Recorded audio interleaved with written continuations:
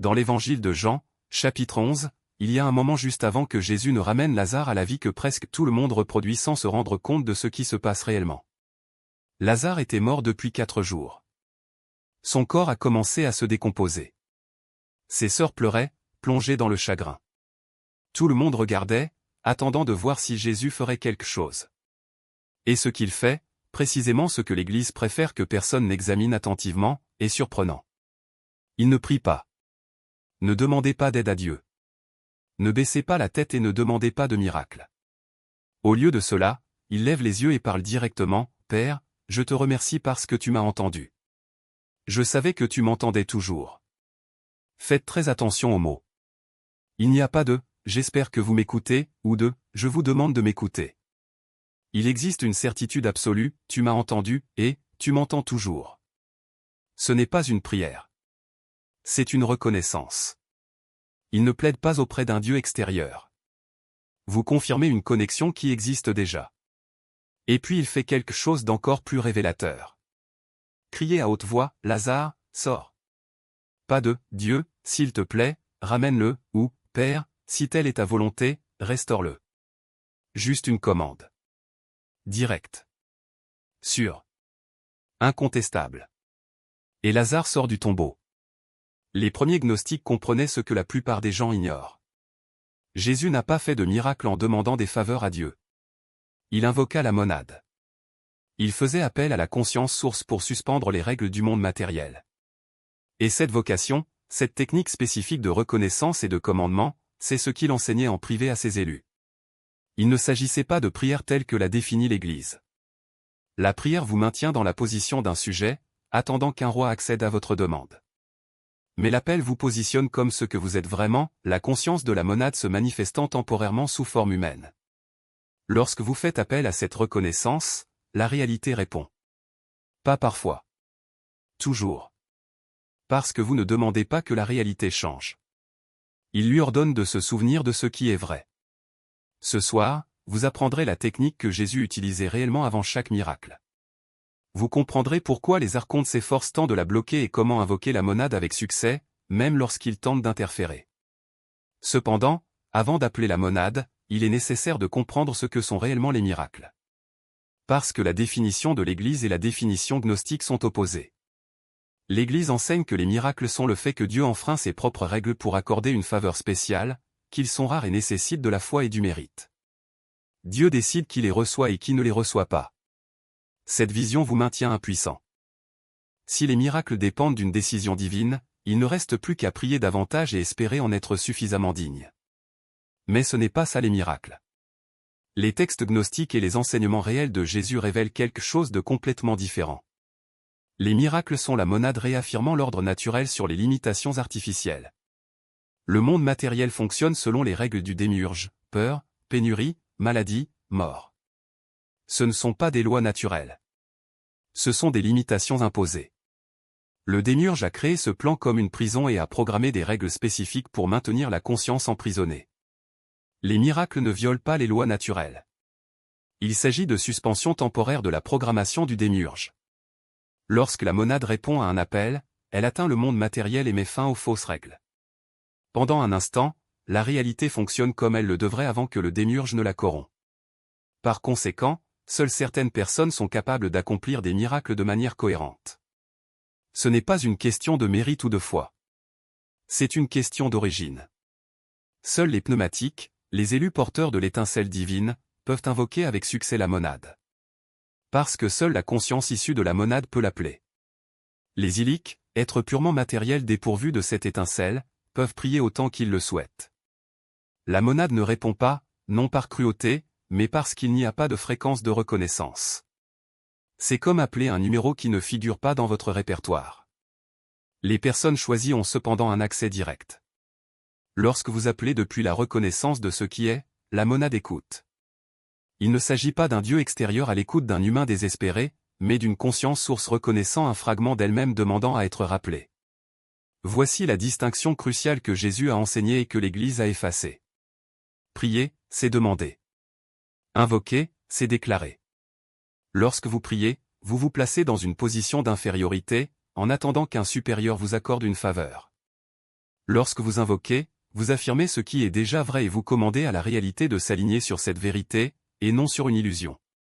Jésus l'a constamment démontré. Il n'a pas dit, Dieu, s'il te plaît, guéris cette personne si telle est ta volonté. Il a dit, soyez guéris. Je n'ai pas dit, Papa, j'espère que tu nourris ces gens. Il prit le pain et le poisson et leur ordonna de se multiplier. Il agissait comme quelqu'un qui savait que la réalité lui répondrait, non pas parce qu'il était spécial, mais parce qu'il connaissait sa vraie nature et savait que cette nature avait la pleine autorité pour appeler la monade et attendre une réponse. Invoquer la monade ne consiste pas seulement à prononcer des mots magiques. Il s'agit de générer une fréquence spécifique. Et cette fréquence comporte 3 composantes, la reconnaissance, l'autorité et le commandement. Tous les 3 doivent être présents, sinon l'appel ne sera pas transmis correctement. Imaginez un appel téléphonique. Vous pouvez composer le bon numéro, mais s'il n'y a pas de signal, l'appel ne passera pas. La reconnaissance est le signal. L'autorité est une connexion. La commande est le message. La reconnaissance est la première composante et ne doit pas être confondue avec la croyance. Croire, c'est s'attendre à ce que quelque chose soit vrai. La reconnaissance, c'est savoir que quelque chose est vrai parce que vous en faites l'expérience directement. Lorsque vous invoquez la monade, vous ne croyez pas qu'il s'agit d'une conscience divine. Vous reconnaissez que vous l'êtes. Tout de suite. Pas après la mort. Pas après avoir prouvé sa valeur. Non. Votre conscience monade est temporairement située sous forme humaine. Cette reconnaissance génère une fréquence. Ce n'est pas une chose à laquelle on pense. C'est quelque chose que vous connaissez dans le corps. Lorsque vous quittez votre esprit et plongez dans votre poitrine, vous ressentez cette certitude. C'est la fréquence d'activation de la reconnaissance. Le deuxième élément est l'autorité. Et c'est là que la plupart échouent. Ils reconnaissent leur nature divine, mais ils parlent toujours comme s'ils demandaient la permission. L'autorité signifie que vous ne demandez pas. C'est déclaré. Agissant en co-créateur avec la monade, et non en tant que sujet attendant qu'elle intervienne. Jésus l'a parfaitement démontré. Debout devant le tombeau de Lazare, il ne demanda pas s'il pouvait le ressusciter. Il ordonna, Lazare, sors. C'est l'autorité. Pas d'arrogance. Pas l'ego. Juste la reconnaissance que vos mots ont du poids parce que vous parlez en tant que conscience monade et que la réalité est programmée pour répondre à cette fréquence. Le troisième composant est la commande. Et commander ne signifie pas forcer la réalité à se plier. Cela signifie affirmer ce qui est vrai au niveau de la monade et appeler la réalité à s'aligner sur cette vérité. Le monde matériel fonctionne sous l'illusion. La monade opère sous la vérité. Lorsque vous commandez, vous dites, cette situation qui semble brisée sur le plan matériel est déjà entière au niveau monade. Monade à volonté. Mais il y a un détail crucial, l'appel n'a pas pour but de contrôler le résultat. Il s'agit de s'aligner sur ce qui est déjà vrai. Lorsque vous commandez, vous ne dites pas à la réalité ce qu'elle devrait être. Cela révèle ce qu'il est déjà au niveau des monades. L'illusion est la croyance que quelque chose est brisé, incomplet ou impossible. La vérité est que, dans le tissu de la conscience, tout est déjà résolu. Votre travail n'est pas de réparer, mais de vous souvenir. Et ce souvenir n'arrive pas seulement au moment de l'appel. Cela s'étend à votre état d'être. Si vous faites appel à la monade pour guérir une maladie mais continuez à nourrir la peur de la maladie, vous sabotez votre propre fréquence. La peur est une vibration de séparation. Il dit, je ne fais pas confiance à la monade. Je ne suis pas la monade. Et la réalité répond à cette méfiance, renforçant l'illusion que vous essayez de dissoudre. Par conséquent, le travail ne se termine pas lorsque vous relâchez l'appel. Cela se poursuit dans la façon dont vous habitez le monde par la suite. Vous observez vos pensées. Lorsque le doute surgit, vous le reconnaissez comme un écho d'une ancienne programmation, et non comme une vérité. Lorsque l'impatience surgit, vous la voyez comme une résistance au temps de la part de la monade, qui ne fonctionne pas en heure ou en jour, mais en synchronicité. Et quand surgit la tentation de « faire quelque chose » pour forcer le résultat, rappelez-vous, la monade n'a pas besoin d'effort. Elle a besoin d'alignement. Cet alignement se construit avec la pratique. Au début, cela peut paraître étrange. Vous pourriez avoir l'impression d'être un acteur récitant des lignes d'un scénario que vous ne comprenez pas entièrement. Mais avec le temps, l'étrangeté laisse place à la familiarité. L'appel cesse d'être un rituel et devient une conversation naturelle avec le plus profond de vous-même. Vous n'avez plus besoin de fermer les yeux ni de respirer profondément pour accéder à cet état. C'est toujours là, comme une radio réglée sur une fréquence que vous avez appris à écouter. Et à mesure que vous maîtrisez cette langue, quelque chose de curieux se produit, la réalité commence à réagir avant même que vous appeliez.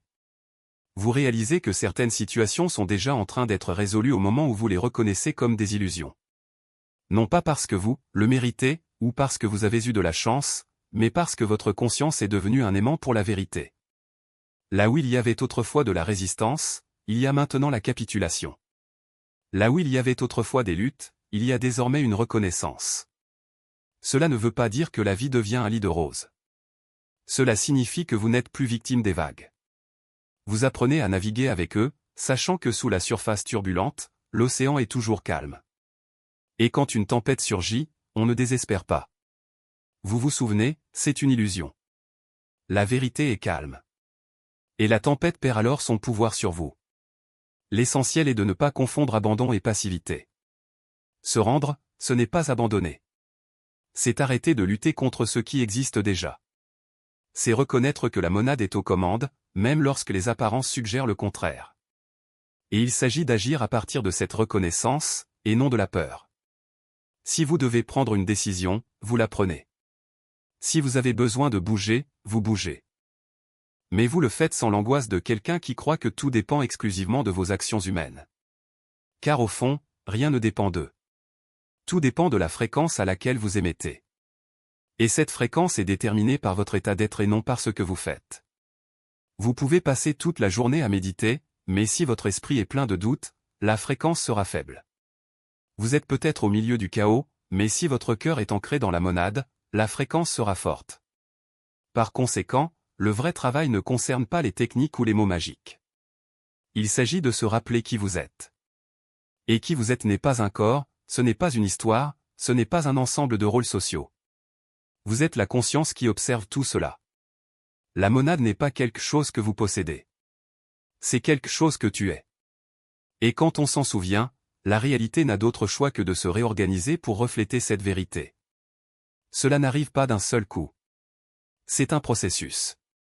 Un déconditionnement progressif de l'esprit entraîné à croire à la séparation. Mais chaque fois que vous faites appel à la monade, chaque fois que vous reconnaissez son autorité, chaque fois que vous abandonnez le contrôle et la confiance, vous réécrivez la programmation. Et petit à petit, ce qui paraissait impossible devient inévitable. Parce que la monade ne connaît aucune impossibilité. Elle ne connaît que la vérité. Et la vérité, lorsqu'on l'appelle, trouve toujours un chemin. La conscience qui transcende toutes les limitations imposées par le programme du démiurge dans la réalité matérielle. L'Église a supprimé l'enseignement sur l'invocation de la monade pour la même raison qu'elle a effacé toutes les doctrines gnostiques, cela les rend obsolètes. Si vous pouvez accéder directement à la conscience source, vous n'avez pas besoin d'un prêtre comme intermédiaire. Si vous pouvez manifester des miracles en reconnaissant votre vraie nature, vous ne dépendez pas des sacrements ou des rituels administrés par les clercs. Si la réalité réagit lorsque vous parlez depuis la conscience monade, elle n'a pas besoin que l'Église interprète la volonté divine ou décide si vous méritez de recevoir de l'aide. La prière, comme l'enseigne l'Église, vous maintient dans la dépendance. Vous demandez, vous interprétez si Dieu a dit « oui » ou « non », vous présentez des demandes. Il décide si ces pétitions sont appropriées. Vous attendez des miracles. Il contrôle qui les obtient et qui ne les obtient pas. Mais l'invocation élimine tout cela. Vous allez directement à la source. Reconnaissez votre propre essence et invoquez l'origine basée sur cette nature. Il ne demande pas de permission, il réclame son héritage. Et, en plus de menacer l'autorité ecclésiastique, apprendre aux gens à invoquer la monade remet en question tout le système de contrôle du démiurge. Parce que les archives ont besoin que vous croyiez en votre impuissance. Ils ont besoin que vous pensiez que la réalité est figée et que vous y êtes soumis. Ils ont besoin que vous acceptiez la limitation comme absolue. Mais chaque invocation réussie prouve que c'est un mensonge. La réalité n'est pas immuable. La conscience le façonne. Et les élus qui se rappellent comment invoquer peuvent outrepasser toutes les règles établies par le démiurge. Par conséquent, l'Église et les archontes travaillent ensemble pour supprimer cette connaissance. Les deux bénéficient lorsque vous ignorez comment invoquer la monade. Et vous perdez tous les deux tout quand vous vous en souvenez. Jésus a enseigné aux élus comment invoquer la monade avant les miracles. La prière demande. L'invocation consiste à déclarer. Vous créez un silence intérieur. Cela revient à la reconnaissance de ce qu'elle est, une conscience monade temporairement sous forme humaine. Il parle avec autorité, non comme celui qui attend de l'aide, mais comme celui qui proclame la vérité. Et cela ordonne à la réalité de s'aligner sur cette vérité. Les archontes tenteront de vous bloquer avec le doute, la distraction et le découragement. Mais si vous maintenez la fréquence reconnaissance, autorité, commandement, l'invocation est transmise, la monade répond et la réalité se transforme. Non pas parce que vous êtes spécial, mais parce que vous vous souvenez de ce que vous êtes. Et ce que vous êtes a toujours eu un accès direct à la source. Si vous invoquez la monade cette semaine, faites 3 choses maintenant. Tout d'abord, commentez « J'invoque la monade » et engagez-vous à utiliser la technique avant d'avoir besoin du prochain miracle. Deuxièmement, abonnez-vous au code divin, car des pratiques d'invocation avancées arrivent. Troisièmement, profitez de ce contenu pour que les autres élus découvrent qu'ils n'ont pas besoin de prier par des intermédiaires, ils peuvent appeler directement. Faites les 3 choses maintenant. Puis cette semaine, avant d'avoir besoin de changer quelque chose, utilisez l'invocation. Trouvez le silence. Descendez jusqu'à votre poitrine. Reconnaissez ce que vous êtes. Parlez ensuite, monade, je t'invoque. Je suis ta conscience dans la forme. Dites-le une fois, avec conviction. Alors lâchez prise et faites confiance. L'invocation a été faite. La monade écoutait. La réalité réagit déjà. Vous ne demandez plus de miracles. C'est les invoquer. Et c'est ce dont les élus sont venus ici se souvenir.